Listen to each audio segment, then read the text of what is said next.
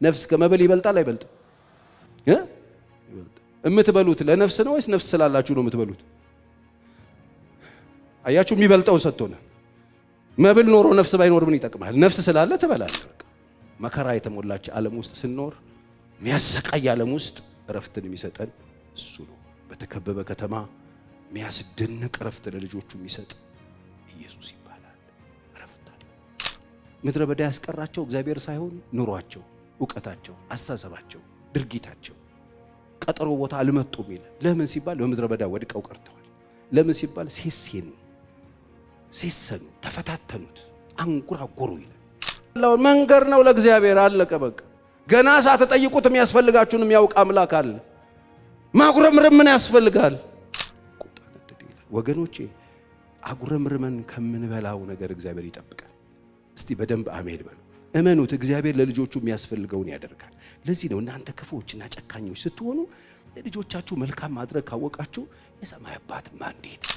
እንግዲህ ከቀይ ባህር አንስተን ቀይ ባህር ታስታውሳላችሁ፣ ከግብፅ ምድር ወጥተው አለቀልን ሲሉ በጣም ይጮሁ ነበረ። እንግዲህ 430 ዓመት በባርነት ይኖር የነበረ የእስራኤል ሕዝብ፣ የእግዚአብሔር ሕዝብ፣ በጭቆና ይኖር የነበረ ሕዝብ ባርነት ከብዶት፣ መከራው ከብዶት፣ ኑሮ ከብዶት፣ ሲስተሙ ከብዶት ታውቃላችሁ። በዘመናት መካከል የእግዚአብሔር ሕዝብ ኑሮ ሲከብደው፣ ፖለቲካ ሲከብደው፣ ጫና ሲበዛበት እግዚአብሔር አብሮ እንደሚያይ ታውቃላችሁ። እስኪጠራ ይጠብቃል እግዚአብሔር።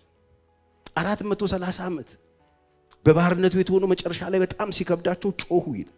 ከዛ እግዚአብሔር ሰማ፣ አየ፣ ወረደ ይላል ሊረዳቸው።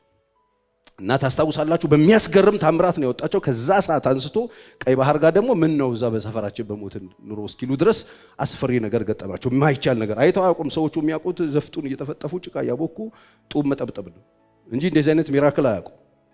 ከኋላቸው የሚያስፈሩት 430 ዓመት ሲኖሩ የሚያውቁት አለኝ የሚለው ስፔሻል ፎርስ ነው ከኋላቸው የመጣባቸው። እዚህ ጋር የማይሻገሩት የሚያውቁት ባህር ፊታቸው ቆሟል። እዚህ ጋር ነው በጣም ተጨንቀው በነበረው ጊዜ በሚያስገርም ሁኔታ በሙሴ በትር ተከፍሎ እንደ ግድግዳ ቆሞላቸው ተሻገሩ። ከዛ አንስቶ እስከ ሲና ተራ ድረስ የተደረጉትን ታምራቶች ነው መነግራችሁ። የመጀመሪያው ልክ ኤርትራ ባህር እንደተሻገሩ ታስታውሳላችሁ። ከበሬው ይዘው ፈረሱና ፈረሰኛውን እግዚአብሔር አሰጠ ብለው ዘምረዋል። እግዚአብሔር ለሕዝቡ እኮ ታምራት በማድረግ እኮ የታወቀ አለቀልኝ ስትሉ ይመጣና ብሩ አድርጎ ያሻግራል። አሜን አትሉ? እስቲ አብረን ዛሬ በደንብ አሜን ካላችሁ ይሁንላችሁ። በቃ አለቀልኝ፣ ማለፊያ የለም፣ አሁን አደገኛ ጣብቂኝ ውስጥ ነው፣ የሚያወጣኝ የለም ስትሉ ይመጣና ፓ ያደርግና ከፍሎ እግዚአብሔር ሕዝቡን ያሻግራል። ከተሻገሩ በኋላ ከበሮ ይዘው ዘምረው ላባቸው ገና ሳይደርቅ አንድ ነገር ሀፕን አደረገ። ምን ሆነ? ውሃ ሊጠጡ ሲሉ ውሃው መራራ ሆነ። የመጀመሪያው ሚራክል የሆነው ከምድረ በዳው ከባህሩ መሻገር በኋላ ውሃው መራራው ውሃው ገጠማቸው። ይሄ መራራ ውሃ ሲገጥማቸው ሞት አለበት መራራ ነው ሲሉ ውሃ ውስጥ ዛፍ ተጣለላቸው ተቆርጦ። ውሃው ምን አረገላቸው? እግዚአብሔር ጀመረ። እስቲ ጀመረ በሉ። በቃ እግዚአብሔር በየቀኑ ይጀምርልሃል። ትናንትናው አልገባ ካለ ዛሬ ይጀምርልሃል በአዲስ። ኃይለኛ ምሬት ውስጥ ያላችሁ ሰዎች ዛሬ ምናልባት እንግዳ ሆናችሁ የመጣችሁ ብትኖሩ፣ ህይወታችሁ በምሬት የተመታ ሰዎች ካላችሁ ለናንተ መራራ ህይወት ሬት ለሚለው ህይወታችሁ እንዴት አድርገን እናልፈዋለን ለምትሉት ጭንቀታችሁ፣ በመንገዳችሁ ላይ ላለ መንቀሳቀስ እንዳትችሉ ላደረጋችሁ ማለፊያ ያላጣችሁበት ጉዳይ እግዚአብሔር አንድ መድኃኒት አለው። እሱ መድኃኒት ኢየሱስ ይባላል። እዛ መራራው ህይወታችሁ ውስጥ ኢየሱስ ሲገባ ጣፋጭ ይሆናል። የኔን መራራ ህይወት የቀየረው ክርስቶስ ይባላል። እንደኔ የተቀየረለት ሰው ካለ በደንብ አሜን ይበል። ምሬትን በጣፋጭነት የሚቀይር ውሃው ጣፈጠ ይላል። የመጀመሪያው ተአምራት እዚህ ጋር ሆነ። ዛሬ በዓለም ጥማት ውስጥ በመከራ ውስጥ የምታልፉ፣ በጭንቅ ውስጥ የምታልፉ፣ ዓለም ምሬት የሆነችባችሁ ይመሮኛል፣ እኔ ራሴን ባጠፋ ይሻለኛል፣ ብጠፋ ይሻለኛል፣ ብሞት ይሻለኛል፣ የኔ ህይወት መራራ ነው፣ ከትናንት ዛሬ የመረረ ነው፣ ኑሬ ከቀን ወደ ቀን ምሬት ነው የምትሉ ሰዎች ከምሬት ማውጣት የሚችል አንድ ነው፣ እሱም ኢየሱስ ነው። ለእስራኤል ሰዎች ባህሩን ከተሻገሩ በኋላ የመረረውን ያንን ውሃ ያጣፈጠው እሱ ዛሬም በህይወታችሁ ከምሬት ውስጥ ሊያወጣችሁ የሚችል ህይወታችሁ ሊያጣፍጥ የሚችለው እሱ ክርስቶስ ይባላል። አሜን። ይሄው ክብር ለእግዚአብሔር ይሁን። ስለዚህ ያንን መከራ ሊቀበል የሚገባው ጌታ በህይወታችሁ ውስጥ ገብቶ የእናንተን ምሬት፣ የእናንተን ጭንቄት፣ የእናንተን ስቃይ፣ የእናንተን መከራ ሊወስድላችሁ ኢየሱስ ወደ ምድር መጥቷል። ኢየሱስ እኮ የሁላችንን በደል የተሸከመው እንደተረገመ ሰው ይላል። የተረገመ ሰው ነው እንጨት ላይ የሚሰቀል። እንደተረገመ ሰው ገብቶ ያንን ተስፋ ያልነበረው ህይወታችንን ያንን ጨለማ ወርሶት የነበረው ህይወታችንን ያ ማለፊያ ያጣለለት ህይወታችን መራራው ህይወታችንን ሊያጣፍጥ ኢየሱስ በቀራንዮ መስቀል ላይ በእንጨት ላይ እሱ ተሰቀለ። ስለሱ ያወራው ዘዳግም 21 22 እና ገላትያ 3:13 ወሰዱ። በእንጨት ላይ የሚሰቀል እሱ የተረገመ ነው ተብሎ ተጽፏል። ክርስቶስ ስለኛ እርግማን ሆኖ ከሕግ እርግማን ዋጀን። ክብር ለኢየሱስ ይሁን። ህይወታችንን ማጣፈጥ የሚችል ለህይወታችን ጣዕም መስጠት የሚችል ክርስቶስ። ዛሬ ምን ውስጥ ነው ያላችሁት? ህይወት የመረራችሁ ሰዎች አላችሁ። ትርጉም ያጣችሁ ሰዎች አላችሁ። አንዳንድ ሰው በጌታ ቤትም ሆኖ ኃይለኛ ምሬት ውስጥ ያለ ሰው አለ። ህይወት ትርጉም የጠፋበት ሰው አለ። ዛሬም በምሬት የምትመላለሱ ሰዎች አላችሁ። በተለያየ ስፍራ እዚህም እዛም ሆናችሁ የምትሰሙ መራራ ህይወት ያላችሁ ሰዎች አላችሁ። ከዛ ምሬት ውስጥ ሊያወጣችሁ የሚችለው አንድ እሱ ክርስቶስ ኢየሱስ። ኢየሱስን ወደ ልባችሁ አስገቡት። ሁለተኛው ታምራት ከቀይ ባህር ተነስተው ሲና እስኪደርሱ ድረስ ሁለተኛው ታምራት እግዚአብሔር አምላክ ለእስራኤል ጥላ ሰጣቸው፣ ማረፊያ። እሱ መልካም እረኛ አይደል? ጥላና ረፍት። ውሃ ብቻ አይደለም፣ ጥላም ሰጣቸው። ዘጸአት 15:27 እነርሱም ወደ ኤላም መጡ። በዚያም 12 የውሃ ምንጮች እና 70 የዘንባባ ዛፎች ነበሩበት። በዚያም በውሃው አጠገብ ሰፈሩ። እግዚአብሔር በቃ የራሱ ቢች ነው ያዘጋጀላቸው። ውሃ አለ፣ ዘንባባ አለ፣ ረፍት ሰጣቸው። እግዚአብሔር ለሕዝቡ ረፍት ይሰጣል። አሜን። ወደ ክርስቶስ መጥቶ ረፍት ያላገኘ ከውድድር ህይወት የወጣ ነው፣ ከሩጫ ህይወት የወጣ ነው፣ ከሽቅድድም ህይወት የወጣ ነው እኮ ክርስቶስን ካገኘን በኋላ። ክርስቶስ ምን አደረገ ካላችሁ ዛሬ ካተረፈን በኋላ ከምሬት ካወጣን በኋላ በለመለመ መስክ በእረፍት ውሃ ዘንድ የሚመራ አምላክ ነው ያለን። ረፍትን ሰጥቶ ነው አለ። ሁላችሁ ምን ስሙ ለነፍሳችሁ ረፍት ታገኛላችሁ ያለ እሱ ነው። ረፍትን ሰጣቸው። ውሃ ብቻ አይደለም የሰጣቸው፣ በሚያስገርም ሁኔታ ረፍትም ሰጣቸው። ዋና ጥላ መስጠት የሚችል ማን ነው? ክርስቶስ። ለእስራኤል ልጆች ካወጣቸው በኋላ ሁለተኛው ታምር ምን አደረገላቸው ካላችሁ ከመራራው ውሃ ጣፋጭ በኋላ ውሃና ረፍት ሪላክስ እንዲያደርጉ። ዛሬ የምታመልኩት አምላክ ረፍትን ይሰጣችኋል። አሜን። ረፍትን ለማግኘት በሌላ መንገድ አትሞክሩ። የረፍት ጌታ እሱ። ለዚህ ነው እናንተ ደካሞች ሸክም የከበደባችሁ ሁሉ ወደ እኔ ኑ፣ እኔ ምን አደርጋችኋለሁ? ሳርፋችኋል። ኢየሱስ የእረፍታችን ምንጭ። እስቲ አሜን በሉ። ስለዚህ እኛም እቺ ክፉ መከራ የተሞላች ዓለም ውስጥ ስንኖር የሚያሰቃይ ዓለም ውስጥ እረፍትን የሚሰጠን እሱ ነው። በተከበበ ከተማ የሚያስደንቅ እረፍት ለልጆቹ የሚሰጥ ኢየሱስ ይባላል። እረፍት አለ። በምድረ በዳ አይገርምህም? በምድረ በዳ ዘንባባና ውሃ ሰጥቶ እረፍት። ምንድነው የሚያዝናናችሁ? ምንድነው የሚያሳርፋችሁ?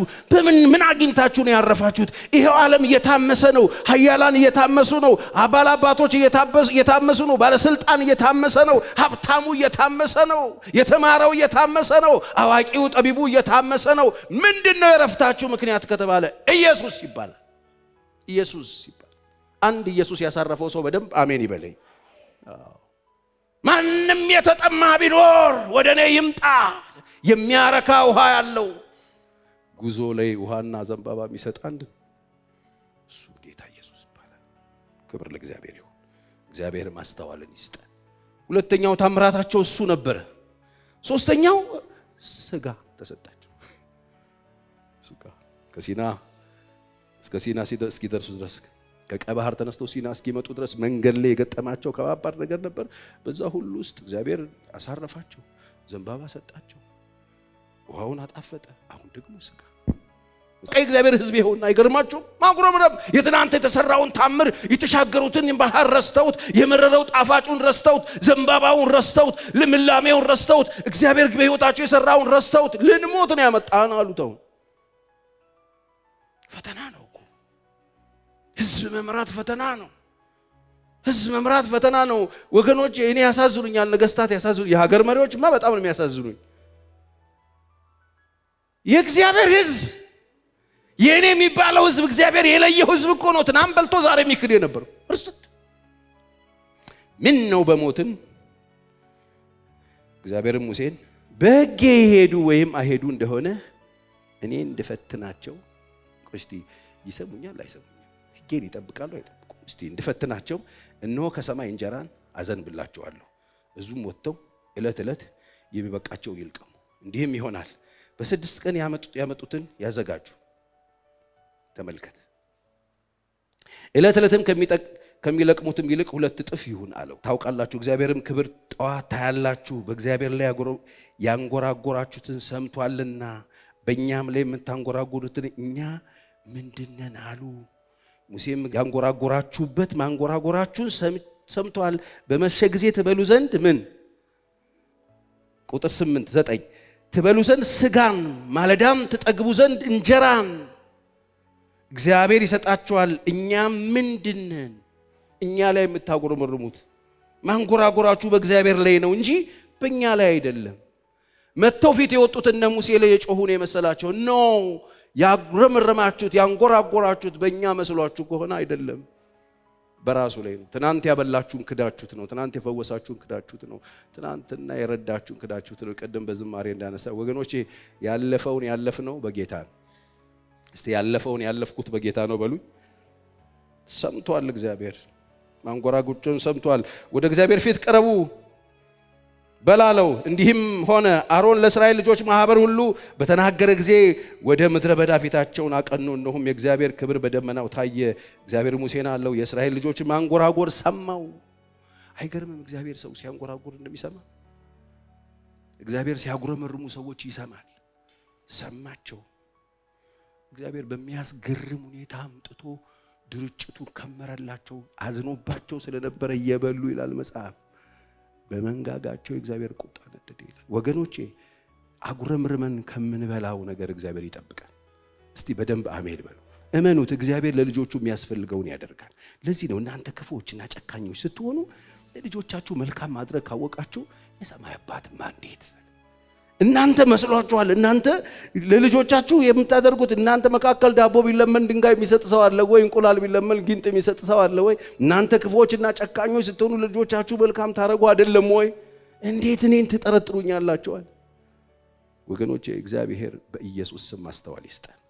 በማጉረምረም ህይወታችሁ የተሞላ በልቶ ካጆች፣ ስስታሞች ትናንት የተደረገውን ሽምጥጥ አርጋችሁ ክዳችሁ ምን ነው በሞትኩ የምትሉ እግዚአብሔር የዋለላችሁ ከልባችሁ እየጠፋ ዛሬም በምድረ በዳ ውስጥ ታምራት ማድረግ የሚችለውን አምላክ በጥርጣሬ ተሞልታችሁ የምታንጎራጉሩ እግዚአብሔር ማስተዋል ይስጣችሁ።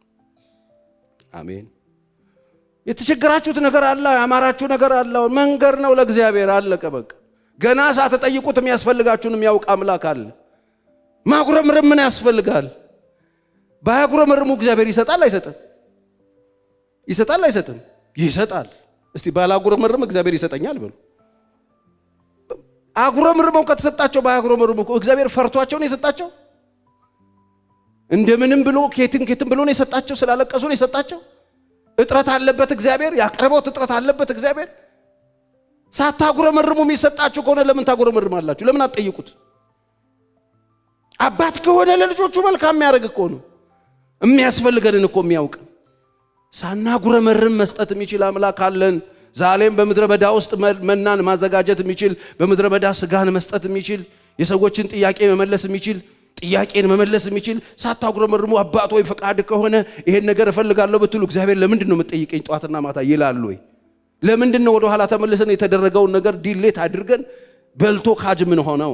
እነዚህ ሰዎች ይሄው ባያጉረመርሙ ቢጠይቁት እኮ ችግር የለው፣ ግን አጉረመርሙበት። አጉረመርመው ተቀበሉት። እግዚአብሔር አዘነባቸው። ባንተ ላይ አይደለም በእኔ ነው።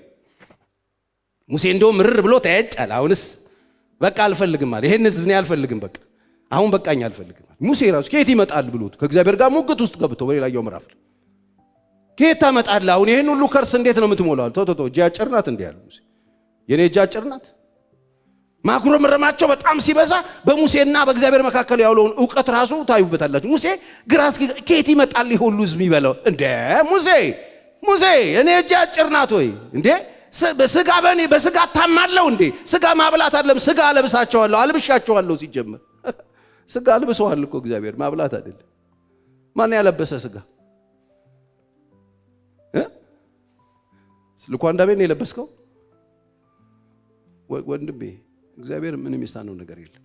አታጉረምርሙ። ሳታጉረምርሙ የሚደረግላችሁ ነገር ካለ አታጉረምርሙ። ማጉረምረም እርግማንን ያመጣል። አዘነባቸው፣ ቁጣው ነደደ ይላል።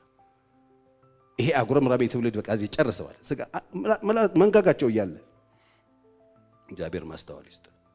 ዛሬም በምድረ በዳ በልተን የተሻገርነው ጌታ ለዚህ ነው እኔን ብሉኛል። እኔን የሚበላኝ ምን አይልም ማለት እኔ የህይወት ምንድነኛል? እንጀራ ነኝ። እንካችሁ ብሉ፣ ይሄ ስጋዬ ነው። እንካችሁ ጠጡት፣ ይሄ ደሜ ነው ያለ ጌታ። ስጋውን ያበላን ጌታ፣ ለኛ የቆረሰ ጌታ እንዴት ይታማል?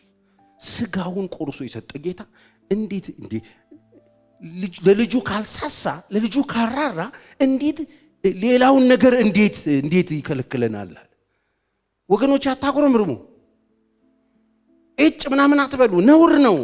ይሄው እስራኤል ሰዎች ከቀይ ባህር እስከ ሲና ምን ተደረገ? እግዚአብሔር መናን ሰጣቸው። ሌላኛው መና ሰጣቸው። እዛው ቁጥር 16 ምዕራፍ 16 14 እስከ 25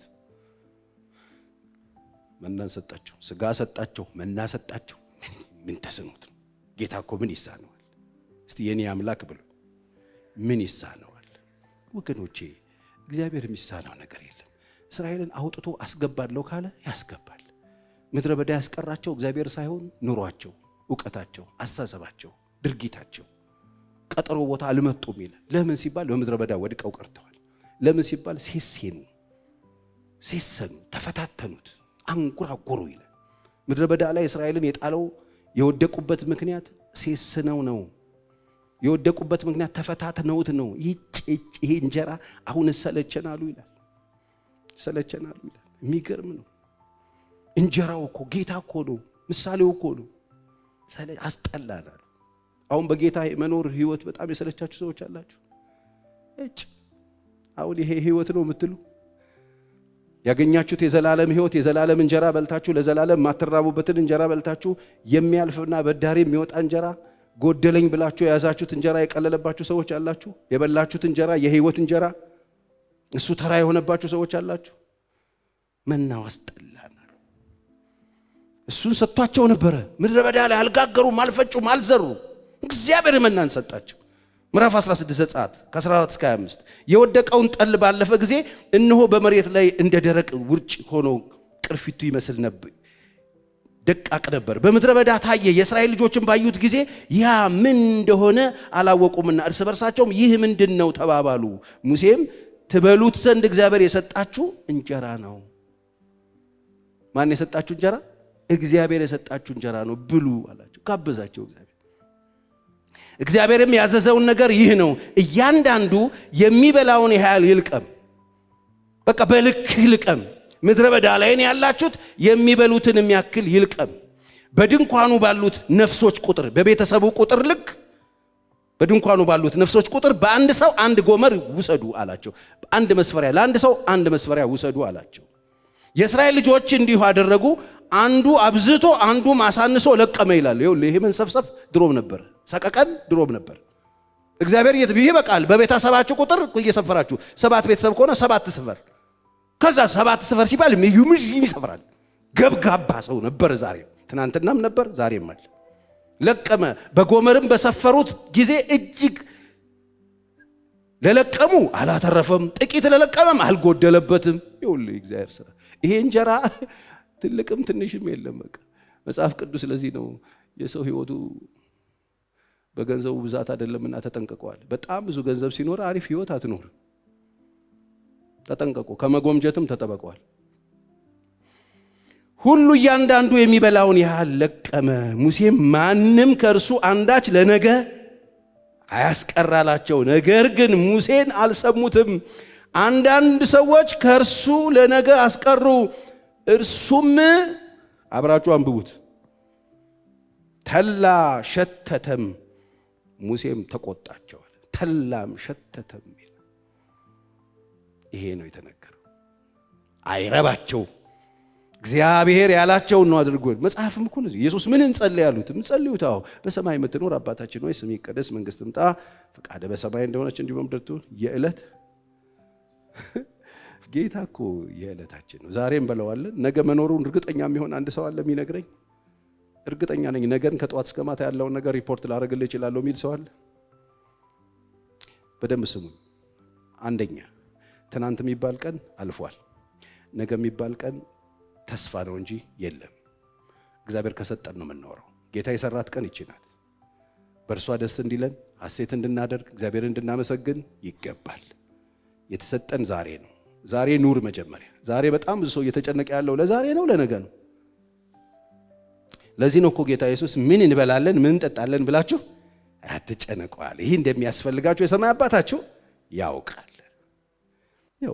ምን እንበላለን እኔን፣ ምን እንጠጣለን እኔን እሱ አይጠይቅም። የሰማይ ወፎች ተመልከቱ አለ። እስቲ ቆይ ቢገባ እነዚህ ወፎች ቆይ ማን ነው ባለቤታቸው? ማን ነው የሚመገባቸው? ማን ነው የሚያዘ? የት ነው ጎተራቸው? የሰማይ አባት እኮ ነው። ይሄንን አበባ ሰለሞን በክብሩ እንደነዚህ ያለበስም ዛሬ ታይቶ ነገ የሚጠፋው እንደዚህ ካሳመረው እናንተንማ እስቲ እኔንማ በሉ እኔንማ ተዋል። ለነገ አትጨንቁ። ይኸውላችሁ ለነገ ተጨንቃችሁ የምታደርጉት ነገር ሁሉ ህይወታችሁን ያበላሻል። እንጀራን ይሰጣል። ምን እንበላለን ምን እንጠጣ እሱ እንዳታስቡት የኔ ነው አለ ኃላፊነቱ። እንዴት ምን እንበላለን? ነፍስ ከመብል አይበልጥም ማለት ኦኬ። ነፍስ ከመብል ይበልጣል አይበልጥም? ነፍስ ከመብል ይበልጣል። ቆይ ይሄ ነገር እንዴት ነው እናስገባው መሰለኝ አልገባም። ነፍስ ከመብል ይበልጣል አይበልጥም? ይበልጣል። የምትበሉት ለነፍስ ነው ወይስ ነፍስ ስላላችሁ ነው የምትበሉት? አያችሁ የሚበልጠውን ሰጥቶናል። መብል ኖሮ ነፍስ ባይኖር ምን ይጠቅማል? ነፍስ ስላለ ትበላለህ። በቃ ነፍሱ ዋናውን ሰጥቷል። መብል ነፍስ የሚገዛ ከሆነ እህል በረንዳ ያሉት እህሎች በሙሉ ለምን ነፍስ አያመጡ የሚሞቱት ሰዎች? ስለዚህ ነፍስ ከመብል ይበልጣል፣ ሰውነት ደግሞ ከልብስ ይበልጣል። እሱ ነው ያለው ይበልጣል። ይሄ እንዳያስፈልጋችሁ የሰማይ አባት ያውቃል። ይልቅ ለነገ አትጨነቁ አለ። አስቀድማችሁ መንግስቱ ጸድቆ ሌላው ምን ያደርጋል? ጨመራል።